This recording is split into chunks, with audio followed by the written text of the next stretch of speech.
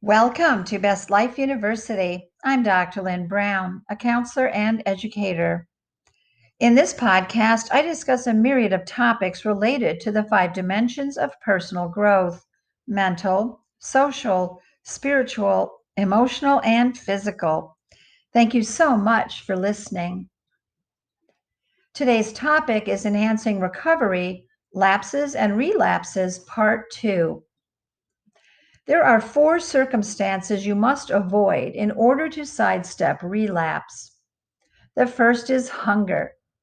Hunger describes the physical condition of lack of food, but hunger can also be about emotional needs: hunger for attention, for comfort, for understanding, or for companionship.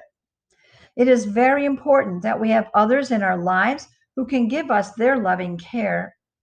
Just as we buy groceries to take care of physical hunger, we need a community of like-minded people to fill our emotional needs. Therefore, the solution to emotional hunger is community. The second is anger. There is nothing wrong with the feeling of anger, but most of us have never learned how to express anger constructively. So often we turn anger against ourselves or against others. To avoid relapses, you need to be aware of anger, accept it, and find some way to release it. Letting out anger can be done through many different channels. Talk it out with the person involved, talk it out with someone else, exercise, etc. Find a way to function that will enable you to feel good about yourself. Holding in anger leads to relapses, and letting it out in an unacceptable way to you also leads to relapses. The third is loneliness. Many people are lonely.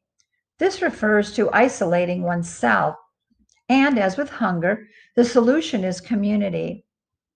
However, loneliness comes from the difficulty of reaching out. This can have several causes, one being that isolation was a childhood survival tool, the other being emotional or clinical depression. If loneliness is either a constant or a frequent companion of yours, and you don't seem to be able to come out of it on your own, you may want to speak to a professional in order to look at the underlying causes. Often this isolation is a response resulting from being rejected by society. So, reach out. No matter how flawed we humans are, we are still a better source of companionship than alcohol. The final circumstance is getting tired. This comes from taking on too much and becoming overloaded and overwhelmed.